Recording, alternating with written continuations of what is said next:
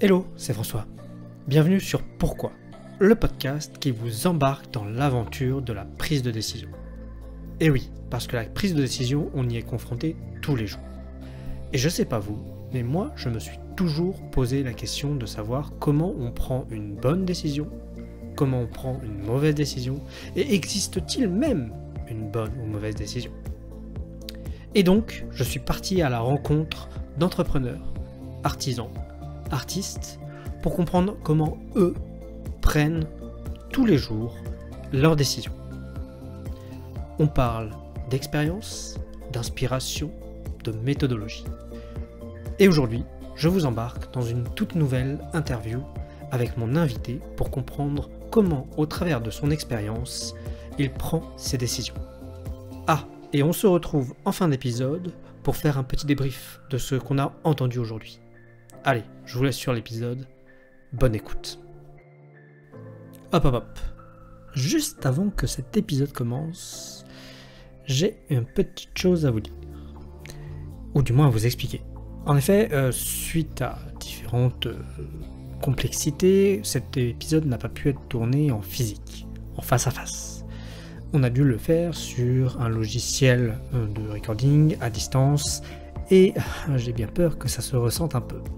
Quelques petits bugs par-ci par-là, des petites voix pas tip-top, pas autant d'interactions que je l'aurais voulu, mais bon, c'est comme ça. Je suis quand même assez convaincu que cet épisode est intéressant parce que on se plonge dans un domaine qui est très précis, qui touche à la prise de décision et qu'on a en filigrane, et donc je suis sûr qu'il y a plein de petites choses à retenir. Voilà. Je vous laisse avec cet épisode. J'espère que ça vous plaira. On est parti. Très bien. Bon, Alexandre, merci beaucoup d'avoir accepté l'invitation sur Pourquoi, et bienvenue. Avec grand plaisir. Ça fait un petit temps que je t'avoue que je voulais t'inviter et on va en discuter parce que tu as une expertise vraiment très pointue et qui m'intéresse beaucoup sur la partie prise de décision et amener des gens à prendre des décisions. Donc, mais on va en parler parce que c'est vraiment une expertise très pointue et je pense que ça va être très intéressant. Mais avant de rentrer dans le vif du sujet, je vais proposer de te présenter. Qui es-tu, Alexandre ? Ouais, donc moi, du coup, Alexandre Bringue, je suis spécialisé sur les sujets de copywriting, et notamment copywriting de messages de prospection et le copywriting de landing page B2B. Et je travaille aujourd'hui principalement pour des boîtes tech, donc des B2B SaaS. Tu vois, je bosse avec des boîtes comme Spendesk, Javelot, Pledzi, Okay. Wiglot, enfin là, pas mal d'acteurs dans ce genre-là. Et ça va faire 4 ans maintenant que je suis indépendant via ma structure qui s'appelle Wine Marketer. Ouais. Et juste pour qu'on comprenne d'où tu viennes, toi, tu n'as pas commencé dans là, même si d'après ce que j'ai vu un peu de ton expérience, tu as quand même été beaucoup dans le domaine de la rédaction, parce que tu as commencé par la rédaction, notamment dans la mode si je me trompe. Ouais, ça c'est le truc obscur du passé, ça. Ouais, parce que on va peut-être pas revenir sur tout le parcours parce que ça va être trop long, mais en fait moi j'ai arrêté les études assez tôt quand j'étais en troisième, tu vois. Et du coup à un moment donné, plus tard, j'ai voulu reprendre les études, etc. Tu vois, de reprendre des choses, quoi. Et du coup j'avais eu pour projet, parce qu'à l'époque, tu vois, quand j'avais monté ce truc-là, ce blog-là, on était quoi, tu vois, on devait être en 2010, tu vois, 2011, un truc comme ça, quoi. Donc ça date maintenant d'il y a longtemps, quoi. Et à cette époque-là, c'était un peu l'émergence, on va dire, en France de l'infoprenariat qui commençait à pas mal accélérer, quoi. Et toi, c'est justement à ce moment-là où des mecs comme Antoine BM, etc., ont commencé à émerger, hein, parce que tu vois, donc ça m'a permis de voir en fait tous ces mecs-là un petit peu décoller, quoi. Même chose pour des gens comme Stan Leloup, quoi. Ils ont tous démarré un petit peu dans ces années-là. Et en fait, à l'époque, tu avais une grosse tendance, quoi, qui était le blogging, tu vois. Revenu passif via le blog. Donc, en fait, il fallait monter un blog, tu vendais une formation, des e-books, des machins, enfin des infoproduits, quoi. Aujourd'hui, ça, c'est un petit peu moins tendance, que tu vois, il y a d'autres leviers, social media, etc. Donc, l'infoprenariat a évolué avec le temps, quoi. Mais du coup, moi qui ne connaissais rien à Internet, je suis tombé là-dessus, tu vois. Je suis tombé du coup dans le bullshit infopreneur, quoi. Et je me suis dit, vas-y, ça c'est peinard, quoi. Tu sais, ça a un revenu passif, tranquillou. Comme ça va m'éviter d'avoir un job à côté. Je vais pouvoir financer mes études, machin, blabla. Toi, me focus sur mes vrais trucs. Donc, J'ai lancé ce truc-là, ça m'a coûté une blinde. Au final, j'ai généré aucun blé sur ce truc, tu vois, parce que j'ai fait des moves de débile. Mais ça a été utile parce que ça m'a permis d'arriver en fait dans le monde du digital, alors qu'à la base, je connaissais rien au marketing, je savais même pas ce que c'était le marketing. Donc le web marketing encore pire, marketing digital, enfin, tu vois, tous ces trucs-là, c'est un inconnu au bataillon complet pour moi. Euh, et donc, ouais, c'est via cette porte-là que j'ai été amené à, avoir une appétence plus forte sur la partie copywriting, parce que en fait c'était le truc de base que je faisais à l'époque, tu vois. Parce que quand tu avais un blog, tu avais pas mal de notions, tu vois, au niveau SEO pour pas uniquement ranker en SEO, mais aussi euh, amener justement les gens à lire ton contenu, à rester jusqu'au bout, et du coup, bah, comme tu disais, tu vois, les influencer du coup, tu vois, faire des actions spécifiques, etc., quoi. Et donc c'est à ce moment-là où je m'étais mis en tête, moi, d'être dans la suroptimisation de mes contenus. Euh, Tu vois, donc par exemple, j'avais installé des trucs comme Hotjar. Hotjar, pareil, qui est un petit peu moins connu maintenant, mais qui a une grosse période où c'était assez réputé, quoi. Euh, et en fait, Hotjar me permettait de traquer mes contenus pour regarder la profondeur de scroll des gens, quoi. Et pour regarder le comportement des gens sur le contenu, tu vois. Et pour voir en gros, bah tiens, quand ils arrivent sur telle section, là ils se cassent, quoi, tu vois. Donc il y a un truc qui est boring à ce moment-là, où j'ai pas réussi à bien réaccrocher l'attention du visiteur à ce moment-là, quoi. Et donc c'est comme ça, toi, que j'ai commencé à optimiser mes contenus et à en fait avoir une approche plus héroïste de ce que je faisais à l'écrit, quoi. Pour pas juste prendre un article et m'arrêter là, mais pour aller un petit peu plus loin et comprendre bah, comment je pouvais plus convertir. Parce que toi, du coup, quand tu avais un blog, l'objectif c'était de ramener des gens sur ta mailing list, etc. Donc tu avais tout un enjeu de conversion, etc. Donc c'est via ce biais-là, toi, que j'ai pu découvrir un peu tout ça. Ouais, et c'est vachement la sélection que tu as eue non, il y a quelques années. En fait, ce qui est intéressant, alors je dis pas que ça n'existait pas, hein, parce que ça existait effectivement, tu l'as dit, mais c'est quand même assez novateur dans le sens où cette réflexion, je parlais de Hotjar, moi je connais Hotjar, mais parce que je connais depuis 4-5 ans, alors que toi c'était bien avant, de cette réflexion de se dire, ok, comment je peux en fait, ouais, enfin l'optimiser pour avoir à la fin des gens qui s'inscrivent, enfin créer une action à la fin, avoir un appel à l'action qui marche, et c'est souvent ça le but. Donc ça, c'est vachement intéressant. Et d'ailleurs, d'après ce que j'ai vu, c'est une idée, ou du moins apporter ton expertise à deux boîtes très connues sur le marché rennais, qui sont Mediaveil, un passage, puis chez HelloWork. Mais là où moi je t'ai connu, en fait, c'était à travers ces conférences que tu organisais sur le marketing digital, où tu invitais du monde. Et ça, même si c'est pas le faux qu'aujourd'hui, et d'ailleurs j'en ai parlé avec François Alexandre, Ouais. comment toi tu t'es plongé un peu plus en plus en fait dans ce secteur-là? Bah parce que bah, comme tu vois, faut reprendre le contexte de l'époque, tu vois. Tu vois, quand je me suis mis euh, vers Mediaveil, enfin, tu vois, en 2010, 2011, tu vois, Internet, c'est rien du tout. Enfin, il y a plein de boîtes qui n'ont pas de site Internet, etc. T'avais pas encore une vraie émergence du digital, quoi. Tu vois, c'était encore, on était encore sur des trucs très tradis au niveau marketing, etc. Et pareil, tu vois, en 2014, 2015, quoi, même chose. Ça commençait un petit peu, mais ça restait, tu vois. La plupart des boîtes, encore une fois, n'avaient pas une maturité digitale très forte, donc tu n'avais pas encore un marché là-dessus qui était énorme, quoi. C'était pas devenu obvious pour tout le monde d'avoir cette approche digitale, quoi. Euh, et du coup, euh, quand je suis arrivé dans ce domaine-là, bah, tu vois, le LinkedIn, c'était pas ce que c'était aujourd'hui. Euh, Tu vois, c'était plus compliqué de construire une audience sur Internet. Donc, tu vois, parce que en fait, tu as toute une émergence en fait de, de personnes aujourd'hui, tu vois, sur Internet qui vont émerger, quoi, notamment dans nos milieux, LinkedIn, etc.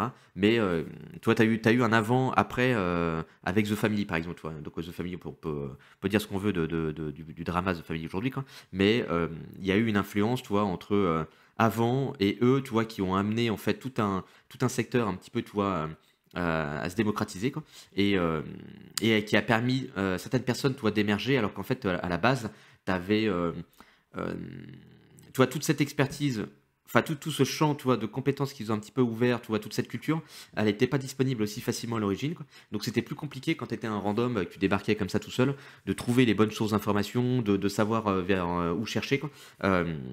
Donc, c'était plus difficile, tu vois, d'avoir les bons éléments, quoi. Mais donc, tout ça pour dire qu'en gros, 2014-2015, tu vois, je me suis dit: «OK, moi j'ai pas de réseau, nobody», tu vois? Mon CV il pue la merde parce que tu vois, j'ai un passé de galérien, quoi.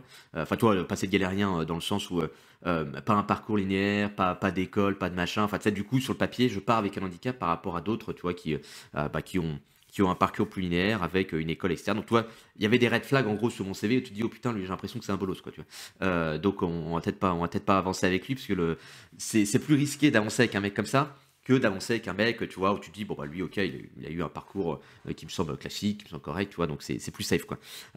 Et donc là, quand j'étais chez Mediaveil, tu vois, je sentais que l'expérience que j'avais là-bas était pas hyper bonne et que ça allait pas forcément, convertir au-delà, quoi. Et je me suis dit: «OK, c'est pas au moment, tu vois, où, tu as besoin, de faire du réseau et qu'il faut bouger le cul».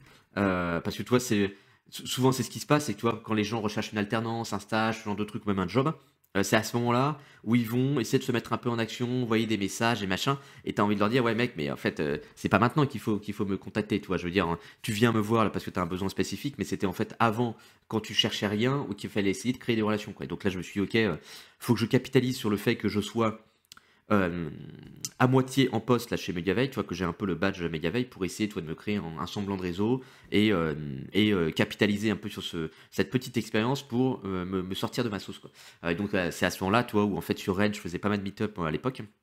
Et en fait, à l'époque, tu avais beaucoup de trucs, ou des meet-up tech, ou des meet-up UX, tu vois, enfin, UX design, ce genre de truc. Mais tu rien un peu sur le côté growth, marketing et autres, tu vois. Je me suis dit, bah attends, moi, enfin, j'aimerais bien rencontrer du coup des mecs de ce domaine-là, quoi, tu vois. C'est à chaque fois, je suis tout seul comme un couillon dans les trucs de tech et tout, tu vois, et personne ne parle marketing, tu vois. Donc je me suis dit, bon, bah attends, je vais faire un test, je vais monter un petit groupe meet-up random, on va voir ce que ça donne, tu vois, on va voir comment ça prend, quoi. Et la première conférence, je l'ai organisée tout seul parce que, bah, forcément, comme il y avait personne, c'était compliqué d'inviter quelqu'un d'extérieur, tu vois? Parce que bah, j'avais zéro crédibilité là-dessus. Je lui dire: «OK, j'ai jamais organisé un seul événement de ma vie», tu vois? Donc enfin, pas possible, tu vois? Et puis j'avais aucun historique pour lui dire: «Bah, il y aura des gens, machin, voilà comment ça va se passer». Donc je me suis dit: «Vas-y, je fais mon truc solo, quoi». Et j'avais fait une conférence justement sur le content marketing, tu vois? Donc suite à cette expérience avec le blogging, tu vois? Où j'avais expliqué comment j'étais passé de 0 à 30 000 visites par mois en 8 mois, quoi, donc en full organique. Euh, et donc j'avais préparé ce truc-là pendant plusieurs semaines, machin, etc. Parce que moi je m'attendais, tu sais, je me suis dit putain, les gens vont voir que je suis une énorme fraude, quoi, tu sais, tu vois, ils vont voir l'imposture, quoi. Et donc je me suis dit putain, je vais avoir des professionnels, quoi, tu sais, tu vois, des pros, quoi, tu vois. Et en fait là, ça a été quand j'ai fait ce truc-là, j'ai vu, enfin j'ai eu une première réalisation de ah ouais, en fait, les gens ne me semblent pas aussi pros que ça, toi. Donc, en fait, la différence entre des mecs qui sont en poste et moi qui suis un random qui a fait ces trucs sur Internet, j'ai l'impression que le fossé, il n'est pas aussi conséquent que ça, quoi. Ou en tout cas, il n'est pas autant en ma défaveur, quoi. Et donc, suite à ça, tu vois, je me suis dit, bah attends, cette petite première conf, il y avait quoi, tu vois, on devait être 20, 25 personnes, tu vois, un truc comme ça. J'avais fait ça dans un espace de coworking à Rennes. Euh, et du coup, bah, les mecs étaient plutôt contents à la fin, tu vois, les retours étaient satisfaisants. Donc je me suis dit, ok, vas-y, on va essayer de continuer à faire ce truc-là et de créer un vrai truc, quoi. Et donc c'est à ce moment-là, tu vois, où justement j'ai rencontré Alexandre François, qui lui avait un autre meet-up à cette époque-là, et qui lui, du coup, est plus habitué à faire de l'événementiel. Donc on s'est dit, vas-y, mec, bah, on fait un truc ensemble, tu vois. Parce que lui, ça le chauffait aussi, quoi. Et suite à ça, tu vois, là, j'ai commencé à inviter mon premier invité, quoi. Premier invité, du coup, c'était. Bah, en parlant du blogging, justement, de la mode, c'était Robin Hanna qui travaillait au marketing chez Bonne Gueule. Et Bonne Gueule, à l'époque, tu vois, tu reviens en 2014, 2015, 2016, c'était la marque de la mode shiny et tout, parce qu'ils avaient un modèle complètement différent de ce qui se faisait jusqu'à maintenant. Donc, en fait, tu vois, maintenant, avec des trucs comme Asphalt, etc., ils se sont fait un petit peu gifler, quoi. Mais à cette époque-là, c'était l'une des grosses marques montantes qui faisait du bruit dans ce milieu, parce qu'ils venaient proposer un truc qui n'avait jamais été vu dans le milieu de la mode, tu vois, avec une approche plutôt orientée sur le contenu, tu vois, alors que ça n'existait pas à l'époque. Euh, et du coup, comme je traînais aussi un peu dans ce milieu-là, bah, tu vois, on se connaissait un petit peu, toi, dans tous les trucs de mode masculine. Donc, je connaissais, toi, le fondateur Benoît. Et je sais qu'ils étaient plutôt bons sur la partie market. Enfin, tu vois, en tout cas, qu'ils avaient des personnes assez efficaces là-dessus, quoi. Donc, je lui avais demandé, est-ce que tu as un mec à me recommander sur le copywriting, machin, bla, quoi. Et donc là, il m'avait recommandé, en fait, tu peux tu peux proposer à Robin, machin. Donc, c'est comme ça que j'avais pu ramener Robin à Anna, parce qu'en fait, je pense que Robin, à la base, ils sont battés les couilles, tu vois. Je me souviens quand je l'avais invité à la base, il avait été un peu choqué de se dire, mais attends, mais comment ça, il y a autant de peuple à Rennes, là, c'est quoi ces conneries, quoi. Tu sais, parce que lui, je pense il a dû arriver un peu en mode, vas-y, il y aura 5 pécores et tout, le mec il me casse les couilles, mais comme c'est Benoît qui m'a demandé, je viens, quoi. Et en fait, le jour J, quand il a vu tout le peuple qu'il y avait dans la salle, là, je pense que ça a commencé à faire caca culotte. Il s'est dit, en fait, mais j'avais pas prévu que là, il allait y avoir autant de people, là, tu vois. Parce qu'on s'était démerdé, tu vois, pour ramener du peuple, etc. Puis, comme Bonne Gueule faisait un peu référence à l'époque, c'était des gens que tu ne voyais pas, tu vois, à Rennes, quoi. C'était l'écosystème parisien, etc. Donc ça a été un peu le positionnement du meet-up, justement, après, tu vois. Ça a été d'identifier, via la veille que je faisais, des personnes qui émergeaient et qui n'étaient pas encore ultra connues. Tu vois, il y a plein de gens que j'ai invités qui refuseraient catégoriquement aujourd'hui, je pense, de revenir. Parce que, tu vois, j'avais invité le CEO de Phantom Buster. Tu vois, aujourd'hui, si je proposais à Guillaume de revenir, je pense même pas il me répond, quoi. Tu vois, ça n'existe plus, ça. Mais à l'époque, tu vois, c'était pas un truc encore ultra mainstream. Donc, il y a plein de gens comme ça qui ont pu passer par le meet-up et permis, tu vois, de me créer un réseau un petit peu plus important. Parce que du coup, t'as pas la même posture. Tu vois, par exemple.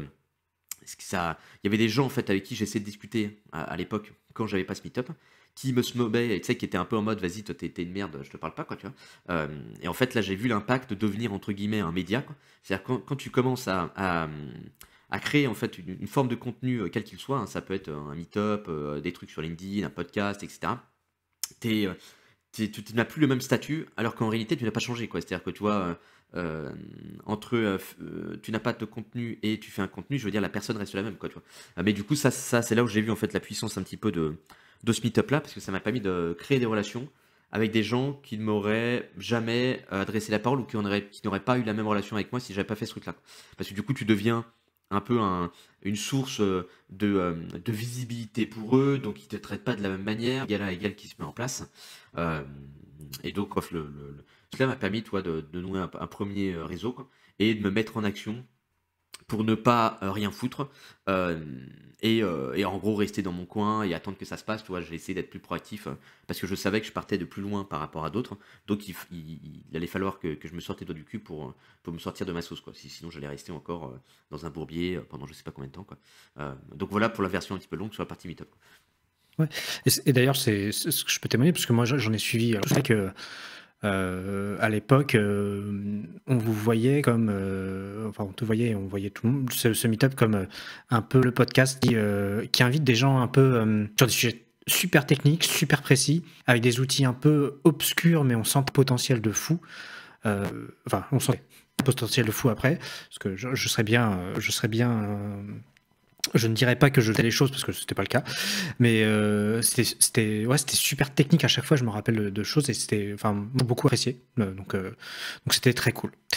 Mais c'est aussi cette approche de se dire ok, bah, je me construis mon réseau un peu dans cette dynamique pour évoluer.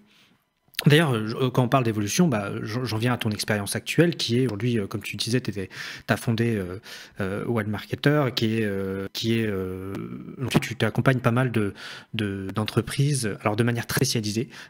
J'ai bien noté des SaaS B2B et vraiment pour mieux convertir. Et ça, pour moi, c'est le mot clé un peu ici. Et c'est ce qui va m'intéresser. Toi, aujourd'hui, parce que je t'explique un peu mon raisonnement et pourquoi en fait je souhaite échanger avec toi. C'est quand on arrive sur je veux dire une landing page qui est un cas un peu classique, donc une page d'atterrissage d'un site internet. Voilà, il faut écrire de manière rapide, de manière efficace, parce que je pense que tu es plus précis que moi, mais je sais que c'est quelques secondes pour se faire convaincre. Donc en fait, et moi quand j'entends convaincre, c'est-à-dire faire prendre une décision à quelqu'un. Comment toi tu approches un peu ce domaine? Alors ma question va être très large au début, après je pense qu'on va aller plus en précision, mais comment tu apportes cette de convaincre? Voilà. Comment c'est quoi ton, je vais pas dire ton approche, mais ta perception de déjà faire prendre une décision à quelqu'un? Mhm. Bah, si on prend le cas, toi, de le landing page, euh, bah, déjà, tu dois, le premier truc qu'on va faire, ça va être de comprendre quelle est la maturité du prospect qui arrive chez toi, quoi. C'est-à-dire en fonction est-ce qu'il a un problème, enfin, est-ce qu'il a conscience d'avoir un problème, est-ce qu'il n'a pas conscience d'avoir un problème. Déjà, tu vas pas t'adresser de la même manière.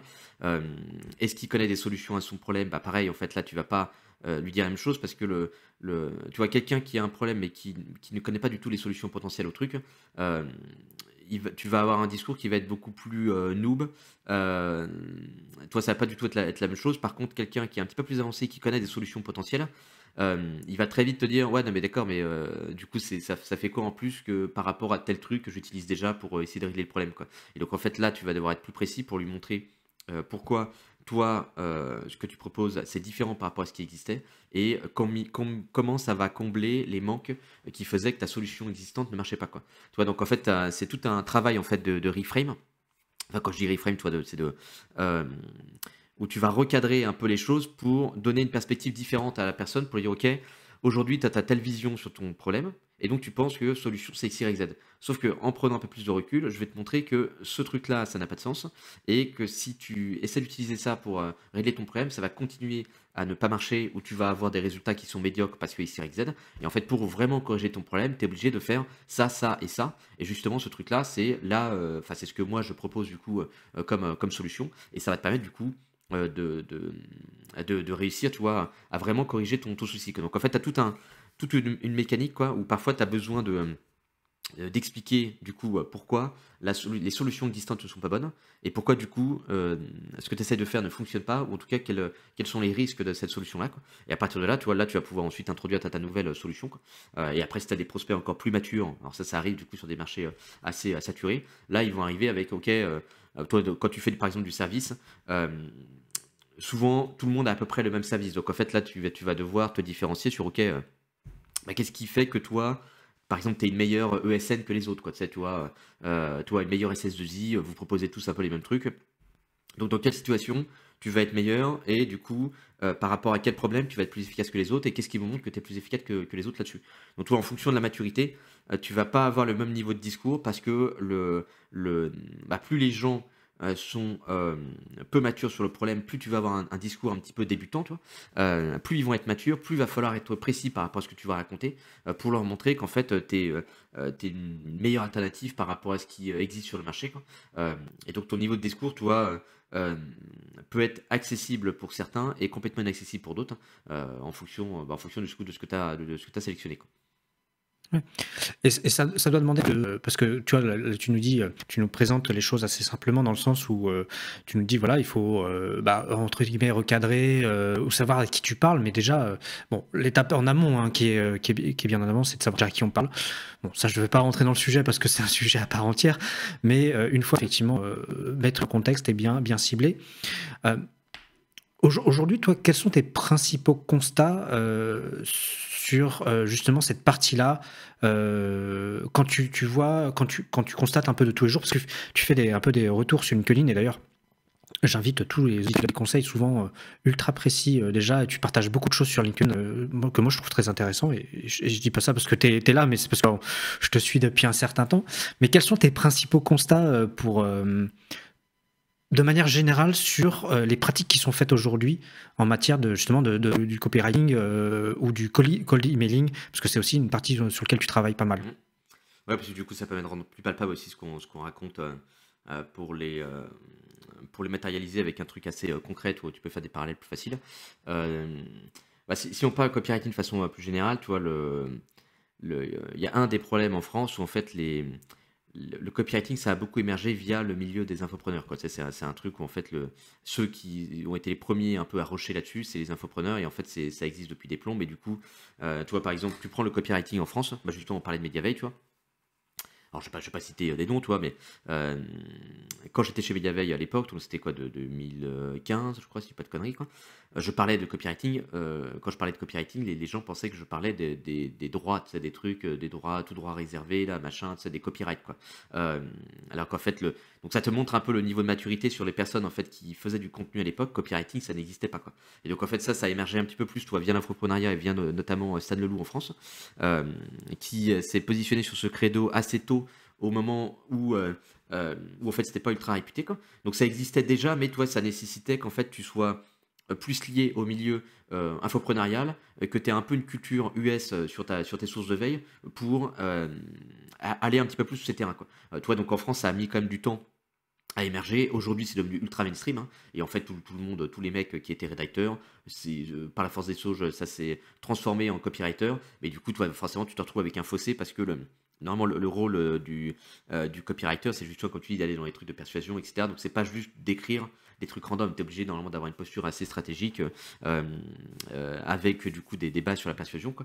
Et donc, tu as pas mal de gens qui se sont foutus sur ce credo sans forcément avoir le bagage. Et donc, le problème avec la partie infopreneur, c'est que faire du copywriting pour les infopreneurs VS pour le B2B, par exemple, toi, ça va pas être la même, quoi. Donc, là, quand tu te formes via ces formations-là, euh, on va te montrer des trucs, alors des trucs qui sont extrêmement vieux la plupart du temps, hein, parce que les mecs qui parlent de copywriting, tu vois, t'as des bouquins qui ont été écrits à perpète, tu vois, les années 60, 70, tu vois. Et en fait, le problème, c'est que ce qu'ils racontent ne sont pas du bullshit, sauf qu'il faut le remettre en perspective par rapport au truc de l'époque. Tu vois. À l'époque, t'as pas forcément de télé, peut-être beaucoup de trucs se passent par la presse, par la radio, t'as pas d'internet, tu vois, évidemment. Et donc, du coup, sous-entendu, t'as des audiences qui sont beaucoup moins matures et beaucoup moins exposés aux messages publicitaires que ce qu'on est aujourd'hui, quoi.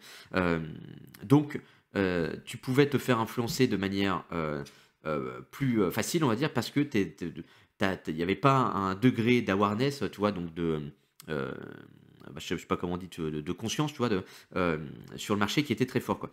Donc c'est pour ça qu'en fait le problème en fait avec ces formations-là, c'est elles te reprennent en fait ces conseils-là de l'époque, tu vois, pour te dire ok, bah, le bon copywriting c'est ça, machin, blabla, etc. Faut faire des pubs à rallonge et tout, avec des promesses un peu dégueu, tu vois, des trucs un peu farfelus, je sais pas quoi, quoi. Euh, Sauf que oui, mais en réalité, si tu creuses un petit peu plus entre les lignes, euh, tu vois que tu dois t'adapter, tu vois, t'as un concept qui est pas très courant. Enfin, en tout cas, qui est peut-être pas très bien compris la plupart du temps en copywriting, c'est le concept de sophistication d'un marché, quoi.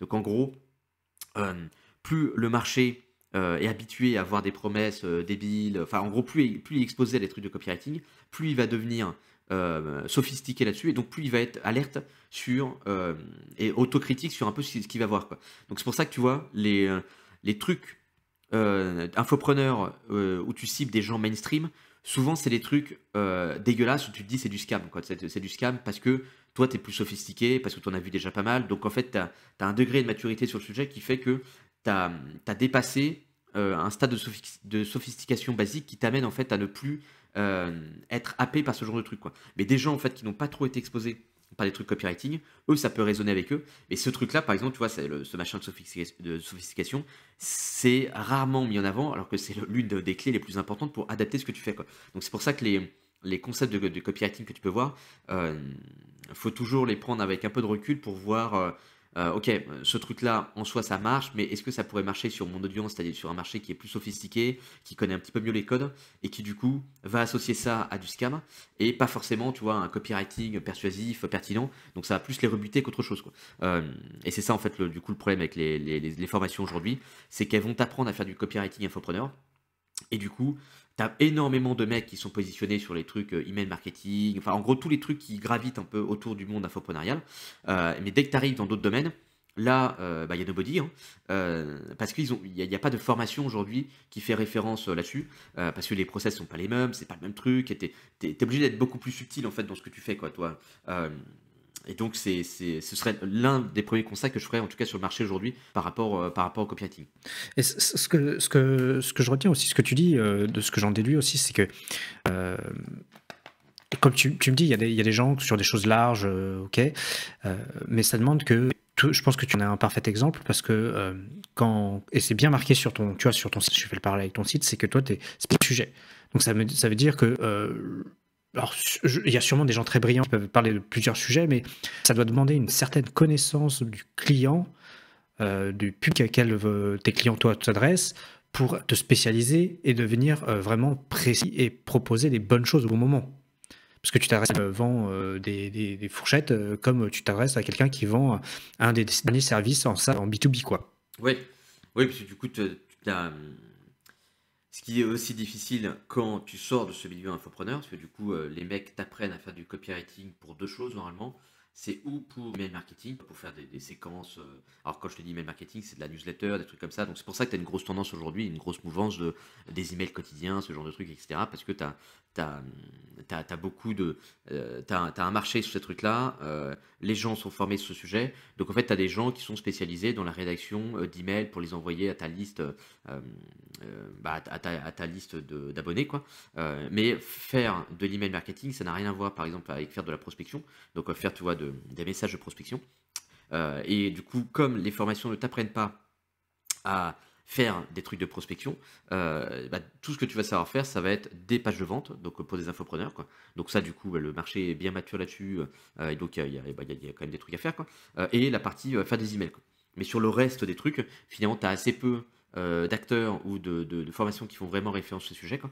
Parce qu'en fait, même si les principes fondamentaux vont être les mêmes, tu vas avoir des disparités incroyables entre une page de vente et un message de prospection. Tu vois, un message de prospection, il faut prendre en compte le contexte dans lequel il va être, il faut faire un truc assez court, qui soit percutant. Donc ça n'a rien à voir avec ce que tu as l'habitude de faire avec une page de vente où tu fais du blabla dans tous les sens. Tu fais des trucs à rallonge de partout. Donc en fait, tu as deux approches totalement différentes. Donc les fondamentaux restent la même, mais ça va tellement t'amener à changer ce que tu as l'habitude de faire que tu peux avoir du mal à t'adapter à un autre contexte comme celui-ci. Et du coup, résultat, tu fais n'importe quoi, où tu vas pas être suffisamment bon parce qu'il y a trop de nuances que tu n'as pas réussi à capter pour adapter ce que tu fais, quoi. Et donc pareil sur d'autres domaines, hein. Par exemple, les landing pages B2B. Sur les landing pages B2B, tu as très peu de boîtes qui ont des pages avec énormément de texte, tu vois, des pages à rallonge comme on pourrait le faire sur de la page de formation, quoi. Parce que le maturité marché n'est pas la même, parce que le prix normalement des outils n'est pas le même, et puis parce que aussi, tu vois, peut-être que c'est des gens qui sont plus exposés à des messages marketing de partout, donc ils ont un temps d'intention qui va être plus réduit, quoi. Et donc tu vas avoir beaucoup plus de mal à les engager sur un truc extrêmement long, quoi. Et donc en fait là, ton rôle en tant que copywriter, c'est, tu vois, plus de voir quel équilibre tu peux créer entre la partie visuelle, donc tu vois la partie design, image, et la partie écrite, pour te dire ok, comment je fais pour communiquer ce que je dois communiquer, et faire en sorte du coup que ce soit le moins euh, rebutant possible, enfin toi que ça nécessite le moins d'énergie possible auprès du prospect pour pouvoir euh, comprendre mon message. Et donc là pareil, c'est une approche qui va être un petit peu différente, quoi. Et donc tous les trucs en copywriting, c'est toujours ça. On a toujours les mêmes bases parce que les principes de persuasion, c'est toujours les mêmes, hein, mais tu as plein de nuances qui sont généralement pas expliquées ou qui sont bien mises en avant, quoi, ou qui sont peut-être mises en avant, mais où il faut vraiment savoir lire entre les lignes. Et ça, en fait, ça vient avec l'expérience. C'est qu'en fait, tu vois, par exemple, si tu lis ce bouquin-là, tu as je crois que c'est dans le bouquin de Claude Hopkins, tu vois, qui est copywriter, enfin copywriter publicitaire, tu vois, je crois des années 20, si je dis pas de conneries, ou ça invente à perpète, quoi, euh, qui a écrit un bouquin à l'époque, tu vois, en mode My Life in Advertising, un truc comme ça, tu vois. Euh, et du coup, il t'explique, lui, à l'époque, comment il faisait ses pubs, ses machins, ses trucs, tout le bordel. Enfin, en gros, les principes de publicité, quoi. Donc ça, c'est un peu euh, les gros ouvrages enfin, les gros ouvrages, je ne dis pas forcément très long, mais c'est les trucs qui sont souvent recommandés, justement, dans les trucs copywriting, quoi. Enfin, dans les trucs copywriting infopreneur. Et en fait, lui, à la fin du bouquin, tu vois, le mec te dit un peu un truc. En fait, ce bouquin, c'est un peu l'œuvre de ma vie. Enfin, tu sais, c'est en gros, c'est la conclusion des apprentissages que j'ai pu avoir sur toute ma carrière, tu vois, en tant que publicitaire, quoi. Et donc, en fait, je vous donne ça et je vous donne le flambeau pour que vous puissiez aller, en fait, dans les contrées plus avancées, plus lointaines, quoi. Euh, et en fait, tu vois, c'est là où c'est important, tu vois. Il va te dire ça et la plupart vont balayer, tu vois, ils vont se dire ok, on s'en fout, très bien, merci, le gars il se casse. Sauf que ce qu'il te dit là-dessus, c'est important, c'est qu'il te sort un peu. Euh, En fait, c'est à vous d'aller continuer à creuser sur les principes premiers en fait qui se cachent derrière tous ces principes de persuasion, quoi, et de pouvoir les adapter sur ce que vous faites pour découvrir comment les gérer, quoi. Et en fait, c'est ça qui est important quand tu commences à bien maîtriser ce que tu fais, c'est que tu arrives à comprendre ce qui se cache derrière les conseils qu'on va te donner, quoi.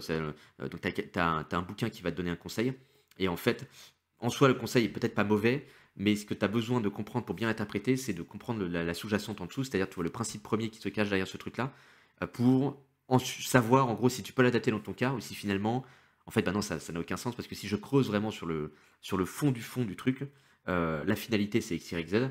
Et du coup, en fait, le conseil ne fait pas sens pour moi parce que il y a telle nuance dans ma situation qui fait que ça va pas être applicable. Et en fait, c'est là où tu as, enfin, où du coup, tu as une différence entre des personnes euh, qui n'ont pas vraiment creusé ce sujet-là et des personnes qui poncent ce truc-là depuis des plombes. C'est qu'à la fin, tu arrives à t'émanciper en fait, tu vois, des règles.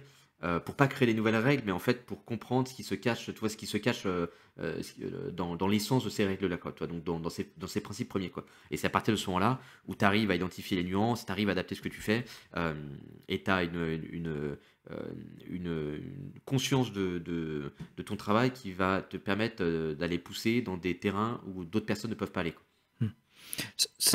En fait, si je résume un peu ce que tu me dis là, il y a des grands principes, ok, connus de beaucoup de monde, même très connus, mais là où la performance vient, et là il y a vraiment un jeu à faire, c'est sur la compréhension de ces principes, la déclinaison, pas la déclinaison, c'est vraiment interpréter de manière la plus profonde ces principes, et surtout les appliquer à la situation et au public visé. Parce que des fois, le grand principe, ça va s'appliquer, mais des fois, il y a des spécialisations et comme tu disais, Ouais. il n'y a que l'expérience qui ne va pas s'appliquer Bah ou toi pas. c'est comme si je te coupe là-dessus, toi, t'as un bouquin qui fait référence de Robert en vrai, ce que raconte Shelly, c'est pas des conneries, quoi, c'est des vrais trucs, mais euh, souvent tu vas vouloir le mettre à toutes les sauces, machin, blabla, toi, donc en fait, c'est plus ces trucs-là, toi, qui sont importants.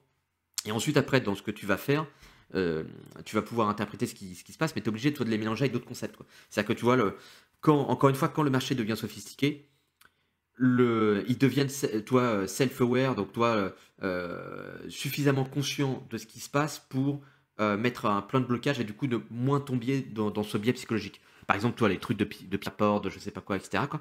Euh, Quand t'es pas trop conscient de ces trucs-là, tu peux te faire embarquer assez facilement parce que tu vois pas la mécanique. Mais en fait, quand tout le monde utilise le même truc et qu'à la fin, tu arrives à comprendre pourquoi ils font ça comme ça, et du coup, où ils veulent t'amener, et du coup, comment tu peux te protéger de ce truc-là, là, tu sais que le principe que tu utilises, il est bon. C'est juste que la manière avec laquelle tu le fais n'est plus suffisamment bonne parce qu'elle est plus suffisamment nuancée, toi, parce que ton marché est trop sophistiqué, quoi. Et donc, c'est à ce moment-là où toi, d'aller creuser plus loin et pour comprendre, ok, en fait, le principe, il est toujours là, tu vois, le biais psychologique, il existera toujours dans le temps. C'est juste que, tu sais, c'est comme les pubs, quoi, les pubs de bagnole, les trucs comme ça, etc.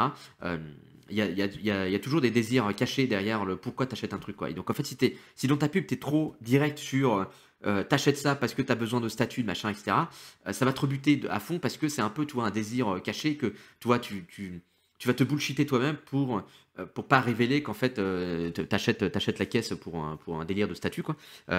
Et donc en fait là t'es obligé d'être dans la nuance ou dans des subtilités, quoi, où tu vois en fait tu vas distiller un peu ce truc de statut dans la pub, dans le machin, mais avec des images, avec des trucs, tu vois, assez imagés, tu vois, assez indirects, pour pas que ce soit obvious et que du coup tu te dises vas-y, non, si j'achète c'est trop obvious en fait que j'achète pour ça, quoi. Et du coup ça va renvoyer un message que je ne veux pas renvoyer sur moi-même, quoi.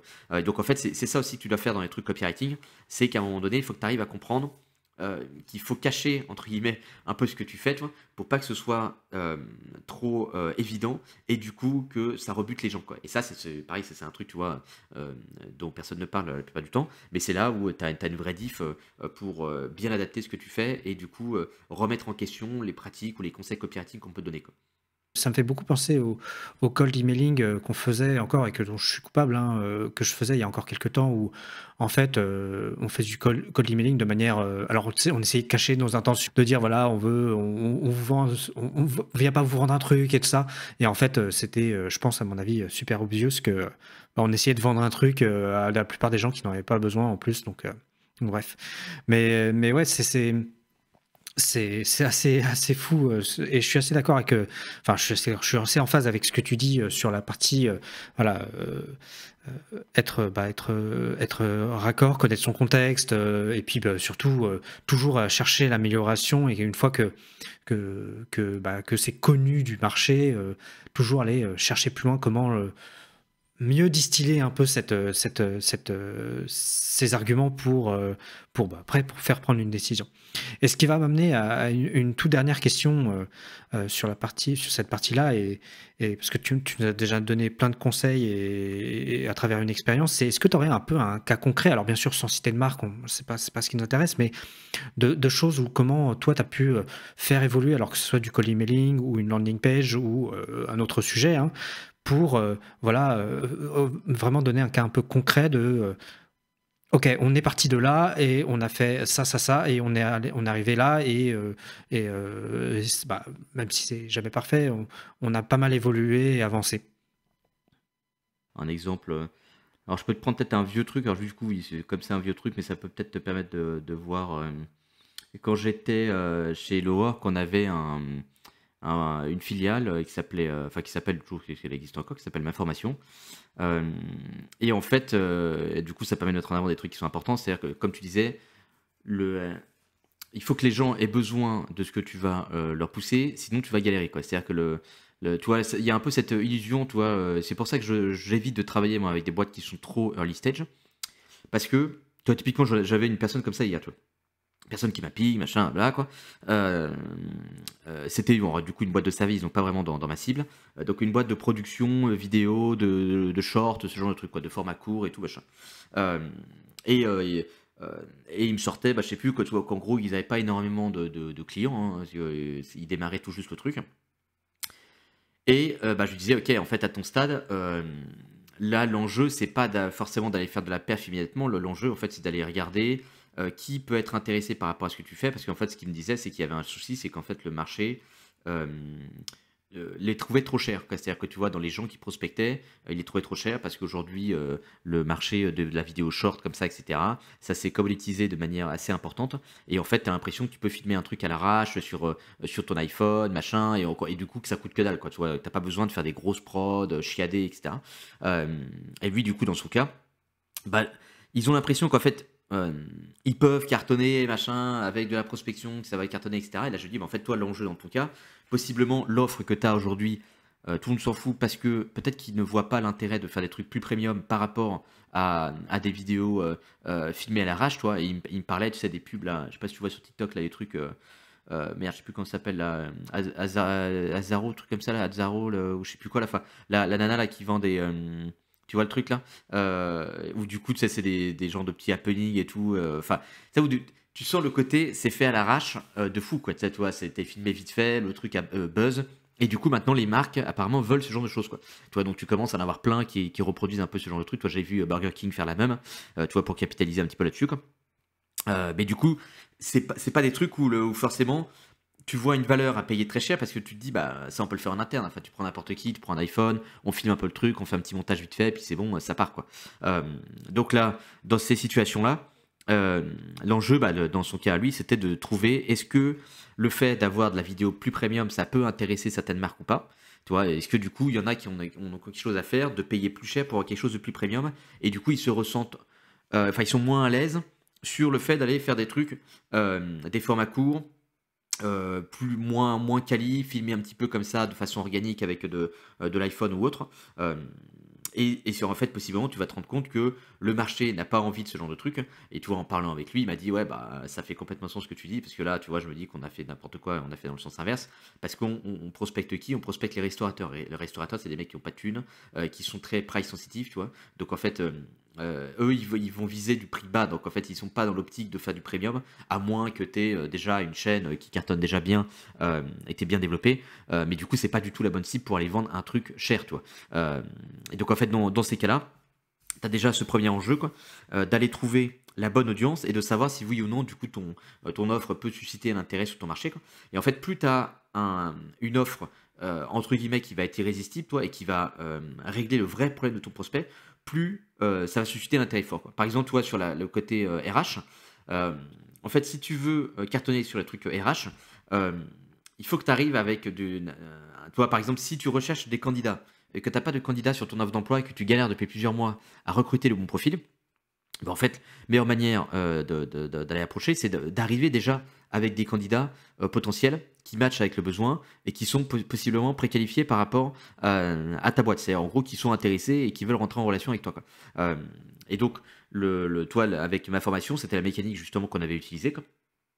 Et du coup, tu vois qu'en fait, à partir de là, quand tu as une offre qui fit vraiment bien, ça devient beaucoup plus facile de l'embellir, de la rendre sexy, tu vois, et de la proposer au marché, quoi.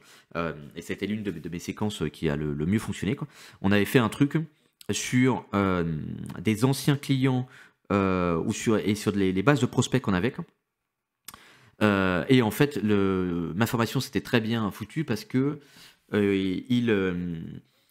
tu pouvais savoir, enfin, en gros, ils captaient la demande même quand il n'y avait pas de formation de disponible. C'est-à-dire qu'en gros, comme ils étaient plutôt bons sur la partie SEO, on pouvait calculer, bah tiens, sur, je sais pas, la page permis de conduire, quoi, ou sur formation XYZ, on a X visites par mois, X personnes intéressées qui ont rempli le formulaire, quoi. Mais on n'a aucune formation à mettre en face parce qu'il n'y a personne. Il n'y a personne. Et donc, par rapport euh, au nombre de leads qu'on peut fournir, on peut accepter par exemple 2 partenaires là-dessus, donc deux boîtes qui proposent des formations sur X, Y, Z, quoi.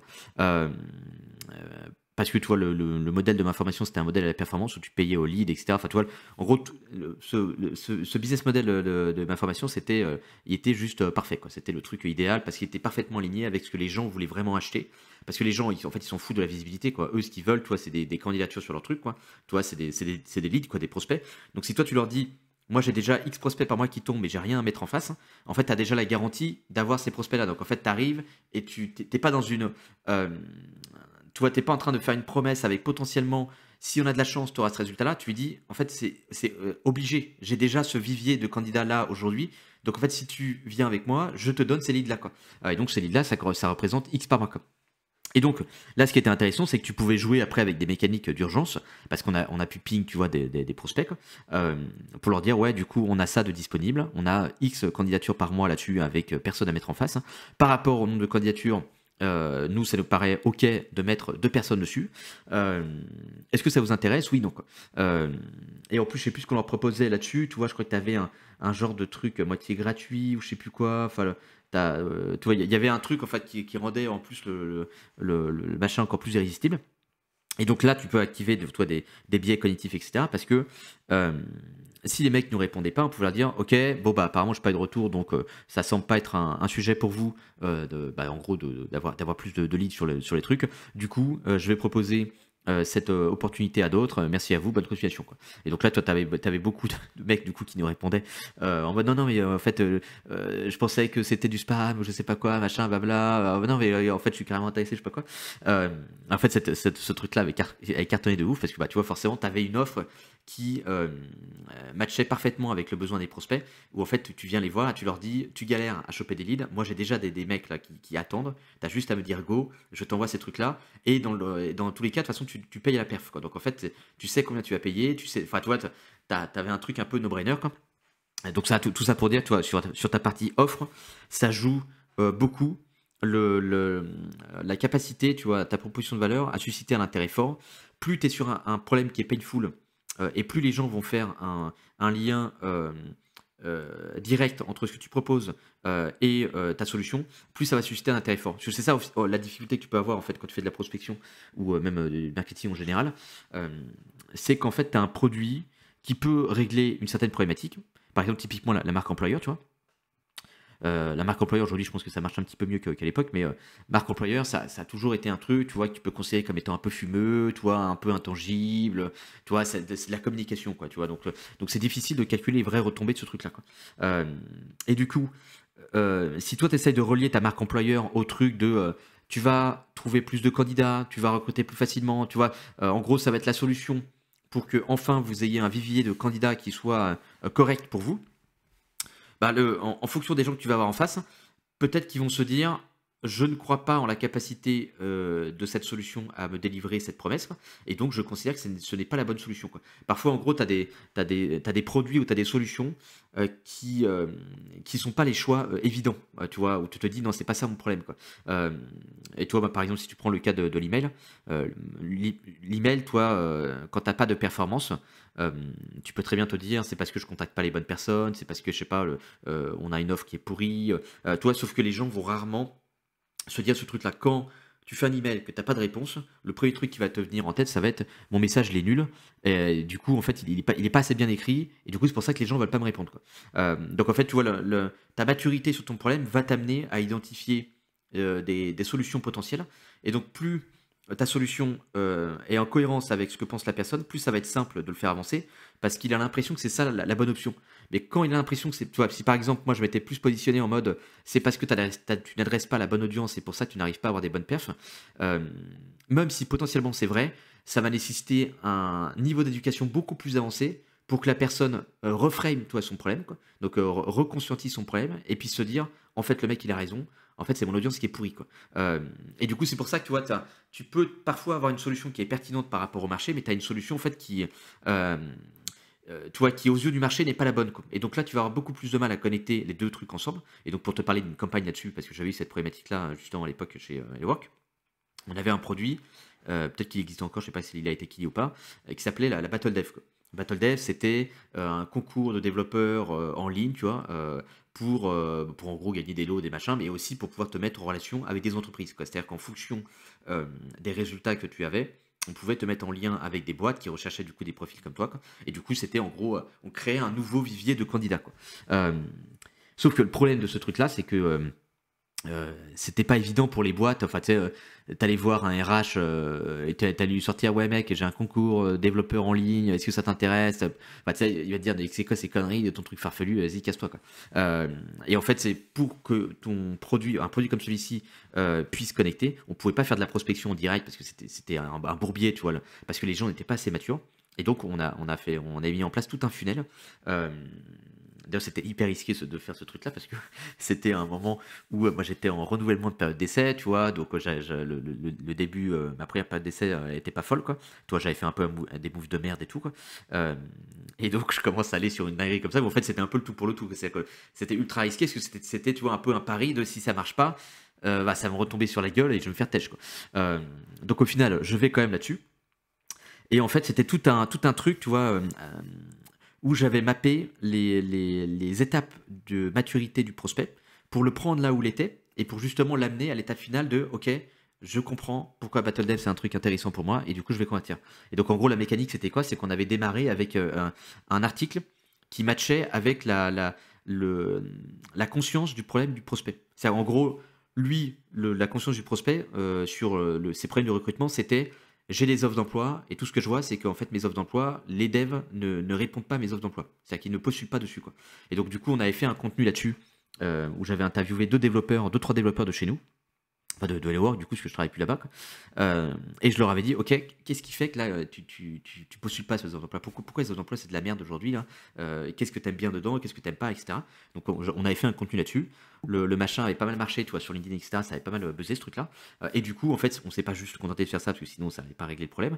À la fin, en fait, de l'article, on mettait un truc en mode, en fait, les études démontrent qu'il y a que 25% des développeurs qui postulent sur les offres d'emploi, quoi. Donc, en fait, si tu veux vraiment adresser le marché des développeurs, tu peux pas juste poster une offre d'emploi. Tu as plein d'autres mécaniques aujourd'hui qui te permettent d'adresser ce marché de développeurs, quoi. Et donc, c'est justement ce que je vais te proposer de découvrir, parce que dans la petite séquence qu'on t'a préparée, du coup c'était une formation, tu vois, d'une semaine, un truc comme ça, avec différents mails, je vais te montrer différentes mécaniques innovantes pour pouvoir adresser 75% du marché des développeurs et te permettre du coup, tu vois, d'aller sourcer ces profils que tu n'arrives pas à avoir aujourd'hui, quoi. Et en fait, tu vois, chaque mail te mettait en avant, tu vois, une manière un peu innovante, mais à chaque fois, tu avais un truc qui était distillé, qui était un peu en mode, ce truc-là, ça marche, mais c'est relou, et si vous n'avez pas une bonne marque employeur, ça va être pourri, quoi. Et donc, step by step, tu vois, je distillais un peu ce truc-là de la marque employeur, c'est le truc indispensable à avoir pour recruter des devs. Et à la fin, tu positionnais le produit BattleDev pour dire, bah tiens, toute cette semaine, je t'ai un peu teasé ces trucs-là, etc. Et je t'avais dit que j'allais t'annoncer une dinguerie, quoi. Bah, la dinguerie, c'est BattleDev, c'est le meilleur du hackathon, en ligne, sans que ce soit galère pour toi. Ça te permet de repérer des candidats que tu n'arriverais pas à sourcer autrement. Parce que, en fait, sur le CV, peut-être qu'ils n'ont pas ce que tu recherches, mais en réalité, ils ont les skills.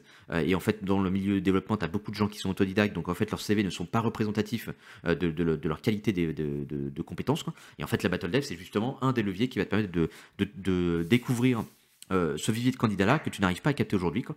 Et donc là, ça nous avait permis, tu vois, de prendre un marché qui était froid, quoi, qui n'était pas du tout pertinent pour la battle dev, quoi. Et petit à petit, lui faire passer les étapes de maturité jusqu'à l'amener à la phase de je comprends pourquoi la battle dev en fait c'est un truc intéressant pour moi et je comprends pourquoi du coup c'est la meilleure option pour moi actuellement pour pouvoir recruter des développeurs, quoi. Et donc en fait là via cette séquence là tu avais toi plein de croyances à installer pour permettre à la personne d'avoir le bon cadre de référence en tête et le bon niveau de conscience pour qu'il puisse se dire ok battle dev en fait ça fait sens de fou et du coup faut que j'achète ce truc, quoi. Alors qu'à la base si j'avais prospecté là-dessus ça, toi, ils auraient pas eu les bonnes connexions parce que pas assez mature, pas assez éduqué. Et un email de prospection n'est pas fait pour éduquer, quoi. Toi, si tu essayes d'éduquer les gens via la prospection, tu sais que ça va être foireux. Et donc, c'est pour ça que quand tu es sur des marchés comme ça, tu es obligé de passer par des portes d'entrée un petit peu différentes pour avancer avec tes prospects. Ok.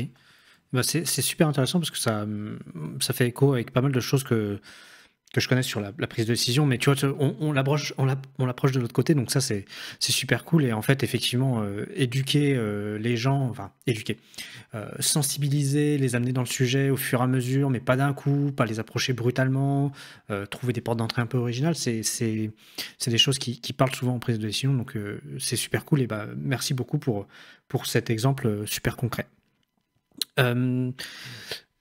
Et bah franchement c'est top. Merci beaucoup Alexandre pour de ton temps déjà. Si on veut te retrouver sur les réseaux, alors il y a ton LinkedIn, mais comment on fait pour te contacter? Je crois que t'as ton site également, mais est-ce qu'il y a une piste que tu privilégies? Bon, ça peut me pinguer via LinkedIn. C'est vrai que je mets Ouais. pas de formulaire de contact moi directement sur mon website, donc j'ai juste mon Calendly qui est dispo en public là. Ok. Donc mais après via LinkedIn, tu vois, je reste assez disponible, hein, si quelqu'un a besoin de discuter vite fait ou veut rebondir sur les trucs de cet épisode, bah, ils peuvent m'ajouter sur LinkedIn en mettant un petit message d'invitation parce que du coup c'est mieux pour C'est être pour toi. accepté, hein. Voilà, c'est quand même un petit peu plus courtois, quoi. Et après après c'est quasiment le seul endroit j'ai l'impression qu'on peut me contacter. Après j'ai mon email, mais sur mon email c'est moins pertinent, tu vois, donc via ma newsletter vous avez de toute manière accès à mon email Ok. personnel, donc après si vous voulez répondre à un email pour répondre sur quelque chose, vous pouvez le faire. Super. Et ben on fait comme ça. Et ben merci Alexandre pour ton temps, et puis bah je te dis à très vite dans ces cas-là. Bah, merci à toi, à bientôt.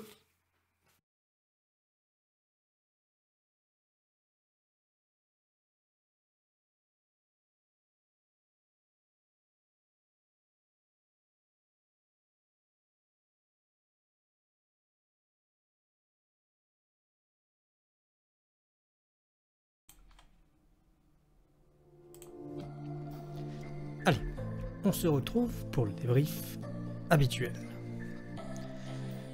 Je vous l'avais dit en intro, ce podcast était un peu différent. Outre l'aspect à distance, j'avais vraiment eu envie d'échanger avec Alexandre parce que c'est quelqu'un de très spécialisé dans son domaine. Comme vous avez pu le comprendre, il travaille sur des notions très précises, avec un savoir-faire très précis. Mais c'est un savoir-faire, comme vous avez pu l'entendre lors de l'épisode, qui, je trouve, est très relié à la prise de décision. Comment on fait cliquer quelqu'un au bout d'une page? Et Alexandre nous partage plusieurs tips qui, moi, me font dire, qui transcrits dans la prise de décision, me font dire que sont très importants. Le premier, c'est comprendre la maturité du prospect.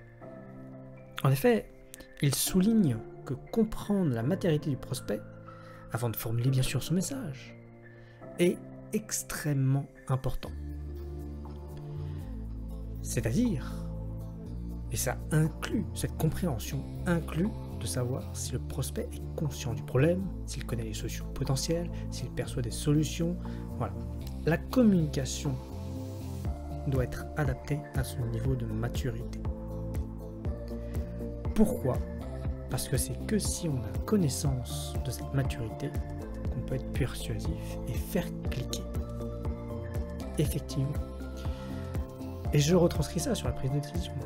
Savoir où on est quelqu'un, où on est la personne dans sa prise de décision, dans sa connaissance de l'information, même je dirais, est très important. Parce que si vous lui apportez une solution ou quelque chose qui le percute trop fortement, ça sera un refus. C'est un échange que j'ai eu d'ailleurs avec Magali Robin qui en parle très très bien. Et je vous invite vraiment à aller voir allez, écoutez ce podcast où on en parle plus en profondeur. Ensuite, le deuxième élément que je trouve très important, c'est le rôle de ce qu'il appelle de l'offre irrésistible et du contexte du marché. C'est l'importance de créer une offre qui répond bien aux besoins du marché et comment cela facilite la prise de décision chez les prospects. En effet, plus l'offre répond aux besoins du marché, plus ça va faciliter la prise de décision chez les prospects.